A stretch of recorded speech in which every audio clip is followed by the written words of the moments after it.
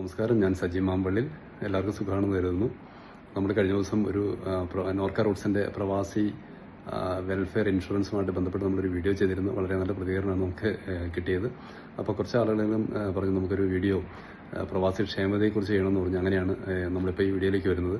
നമുക്കറിയാം, നമ്മുടെ എത്ര പേർക്ക് അറിയാം നമുക്ക് ഒരു പ്രവാസി ക്ഷേമനിധിക്ക് അർഹതയുള്ള ആളുകളാണെന്നും നമുക്ക് നാട്ടിൽ ചെന്നാൽ ക്ഷേമ പെൻഷൻ ലഭിക്കും എന്നൊക്കെ നമുക്കറിയാവുന്ന ആളുകളാണോ? അല്ലെങ്കിൽ തീർച്ചയായിട്ടും നമ്മൾ അതിനെക്കുറിച്ച് അറിഞ്ഞിരിക്കുന്നതാണ്. കേരള പ്രവാസി വെൽഫെയർ ബോർഡിന്റെ കീഴിലുള്ള ഒരു ക്ഷേമനിധിയാണ് പ്രവാസി ക്ഷേമനിധി എന്ന് പറയുന്നത്. ഇതിന് പ്രധാനമായിട്ടുള്ള എലിജിബിലിറ്റി ക്രൈറ്റീരിയ എന്ന് പറയുന്നത് മലയാളികളായിട്ടുള്ള ആളുകൾ, അതായത് കേരളത്തിന് പുറത്ത് മറ്റ് ഇന്ത്യൻ സംസ്ഥാനങ്ങളിൽ ജോലി ചെയ്യുന്നവരായിട്ടുള്ള മലയാളികൾക്കും കൂടാതെ ഇന്ത്യക്ക് പുറത്ത് ജോലി ചെയ്യുന്ന ആയിട്ടുള്ള മലയാളികൾക്കുമാണ് ഇതിന്റെ ആനുകൂല്യം ലഭിക്കുക. വെറും 200 രൂപയാണ് നമുക്ക് ഇതിന്റെ രജിസ്ട്രേഷൻ ഫീസായിട്ട് നമ്മൾ കൊടുക്കേണ്ട തുക. 200 രൂപ കൊടുത്ത് നമ്മൾ ഇതിന്റെ കേരള പ്രവാസി വെൽഫെയർ ബോർഡിന്റെ വെബ്സൈറ്റിൽ നമ്മൾ രജിസ്റ്റർ ചെയ്ത് കഴിഞ്ഞാൽ മാസം 350 രൂപ നമ്മൾ അടച്ചു കഴിഞ്ഞാൽ 5 വർഷം, അതായത് 5 വർഷം നമ്മൾ തുടർച്ചയായിട്ട് അടച്ചു കഴിഞ്ഞാൽ നമുക്ക് 3500 രൂപ മുതൽ തുടക്കത്തിൽ നമുക്ക് പെൻഷൻ, അതായത് ക്ഷേമനിധിക്ക് നമ്മൾ അർഹതയുണ്ടാവുകയും 19 വയസ്സ് മുതൽ 60 വയസ്സ് വരെയാണ് നമ്മുടെ ഇതിന്റെ ഏജ് ലിമിറ്റ് എന്ന് പറയുന്നത്. ഈ 60 വയസ്സ് വരെ നമുക്ക് ഇത് മുടങ്ങാതെ അടയ്ക്കാം. അതായത് 5 വർഷം മുതൽ 25 വർഷം വരെ എങ്കിലും നമ്മൾ തുടർച്ചയായിട്ട് അടച്ചു കഴിഞ്ഞാൽ നമുക്ക് 7000 രൂപ വരെ നമുക്ക് മാസാമാസം ഇതിന്റെ ക്ഷേമനിധി പെൻഷൻ അർഹതയുണ്ടെന്നുള്ള കാര്യം മറന്നുപോകരുത്. കൂടാതെ മറ്റ് അനേകം ആനുകൂല്യങ്ങളും ഇതിൻ്റെ അകത്തുണ്ട്. നമുക്ക് നമ്മുടെ കുട്ടികളുടെ വിദ്യാഭ്യാസത്തിന് വേണ്ടിയുള്ള തുക കിട്ടും, പ്രസവാനന്തര ആനുകൂല്യം, പിന്നെ നമുക്ക് ഒരു വീട് വെക്കണമെങ്കിൽ നമുക്ക് അതിനുള്ള ആനുകൂല്യം, കല്യാണത്തിന് വിവാഹ അതിന്റെ ലോണ് കാര്യങ്ങളെല്ലാം നമുക്ക് ഇതിൻ്റെ ക്ഷേമനിധിയിലൂടെ നമുക്ക് എടുക്കാൻ പറ്റും. നമുക്ക് അത് പ്രധാനമായിട്ടും നമ്മൾ ശ്രദ്ധിക്കേണ്ട കാര്യമാണ്. നമുക്ക് മറ്റൊരു കാര്യം എന്ന് പറയുന്നത് 5 വർഷം നമ്മൾ തുടർച്ചയായിട്ട് നമ്മൾ അടച്ചു കഴിഞ്ഞു കഴിഞ്ഞാൽ നമുക്ക് കിട്ടുന്ന പെൻഷൻ, അതായത് 3500 രൂപയുടെ 3% ഇൻക്രിമെന്റ് ഓരോ വർഷവും 5 വർഷത്തിന് മുകളിൽ വരുന്ന ഓരോ വർഷവും നമുക്ക് ലഭിക്കുന്ന 3500 രൂപയുടെ 3% ഇൻക്രിമെന്റ് നമുക്ക് അധികമായി ലഭിക്കുന്നതാണ്. അപ്പം വളരെ നിസ്സാരമാണ് നമ്മൾ തോന്നുമെങ്കിലും നമുക്കറിയാം, നമ്മുടെ നാട്ടിലൊക്കെ ഇഷ്ടംപോലെ ആളുകൾ നമുക്ക് കാണാം ഒരുപാട് കാലം പ്രവാസികളായിട്ട് കഴിഞ്ഞ് പിന്നീട് നാട്ടിൽ വന്ന് ഉള്ളതെല്ലാം നമ്മുടെ നല്ല കാലത്ത് നമ്മൾ സമ്പാദിക്കുന്നെല്ലാം മറ്റുള്ളവർക്ക് വേണ്ടി ചെലവഴിച്ച് ഒരു മരുന്നിന് പോലും പൈസ ഇല്ലാതെ നടക്കുന്ന ഒരുപാട് ആളുകൾ നമ്മൾ കണ്ടിട്ടുണ്ട്, പ്രവാസികളായിരുന്നുള്ള ആളുകളെ. അപ്പം നമുക്ക് അങ്ങനെയുള്ള അവസ്ഥ വരാതിരിക്കട്ടെ. ചെറിയ തുകയാണ്, നമുക്ക് കാണുമ്പോൾ വളരെ നിസ്സാരമായിട്ട് തോന്നും. കാരണം നമ്മളൊക്കെ ഒരുപാട് സാലറിക്ക് വർക്ക് ചെയ്യുന്ന ആളുകളാണ്. അപ്പം ഒരു ചെറിയ തുക നമ്മൾ മാറ്റി വെച്ച് കഴിഞ്ഞാൽ ഇതുപോലുള്ള നമുക്ക് ഭാവിയിൽ എപ്പോഴെങ്കിലും നമുക്ക് ഉപകാരപ്പെടുന്ന ഒരു സ്ഥിതിയിലേക്ക് വരും.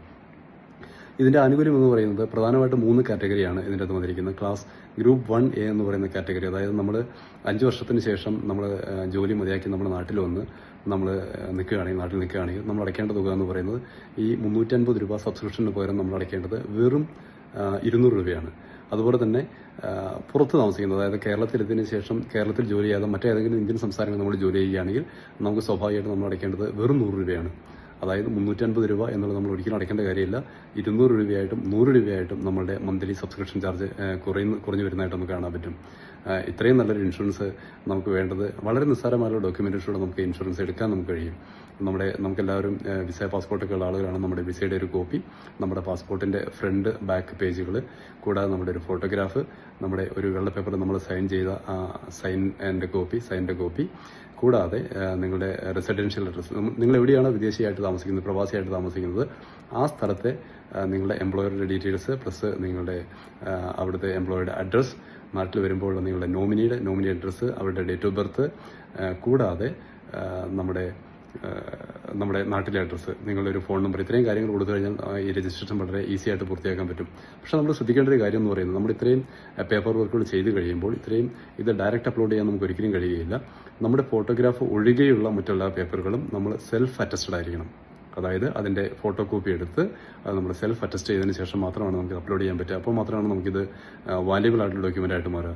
അപ്പം സ്വാഭാവികമായിട്ടും ഇത് എല്ലാ ആൾക്കും ചെയ്യാൻ പറ്റുന്നില്ലെങ്കിൽ ഒരുപക്ഷെ നിങ്ങളുടെ നാട്ടിലുള്ള ആരെങ്കിലും എടുത്ത് ഇത്രയും നമ്മൾ ഡീറ്റെയിൽസ് ഒരുപക്ഷെ അക്ഷയ മുഖേനയോ അല്ലെങ്കിൽ സിസ്റ്റം ഉപയോഗിക്കുന്ന ആർക്ക് വേണമെങ്കിലും ഇത് ചെയ്യാൻ പറ്റും. നിങ്ങളുടെ ഈ റെക്കോർഡ് ഡോക്യുമെന്റ്സ് അവർക്ക് കൈമാറിയതിന് ശേഷം നിങ്ങളുടെ മറ്റുള്ള വിവരങ്ങൾ അവർ കൈമാറി കഴിഞ്ഞ് അവരോട് ചെയ്യാൻ പറഞ്ഞു കഴിഞ്ഞാൽ പോലും നമുക്ക് ഈസിയായിട്ട് ചെയ്യാൻ പറ്റും. ഈ ക്ഷേമതയിൽ അംഗമാകാൻ പറ്റും. എനിക്ക് തോന്നുന്നത്, എനിക്ക് ക്ഷേമതയെക്കുറിച്ച് അറിയില്ലായിരുന്നു. അപ്പോൾ എൻ്റെ സുഹൃത്ത് പറഞ്ഞതിന് ശേഷമാണ് ഈ ക്ഷേമതയെക്കുറിച്ച് ഞാൻ അറിയാൻ ഇടവന്നത്. അതുകൊണ്ട് തന്നെ നിങ്ങൾക്ക് ഈ വീഡിയോ ഉപകാരപ്രദമായിട്ട് തോന്നിയാൽ, നിങ്ങൾക്ക് ഇതിൻ്റെ കണ്ടന്റ് ഇഷ്ടമായാൽ, മറ്റുള്ളവർക്ക് ഇത് സഹായമാണെന്ന് തോന്നിക്കഴിഞ്ഞാൽ മാത്രം നിങ്ങളിത് സബ്സ്ക്രൈബ് ചെയ്ത് ഇത് ലൈക്ക് ചെയ്ത് മറ്റുള്ളവർക്ക് ഷെയർ ചെയ്യാൻ പഠിക്കരുത്. ഒരുപാട് നന്ദി. Thank you so much.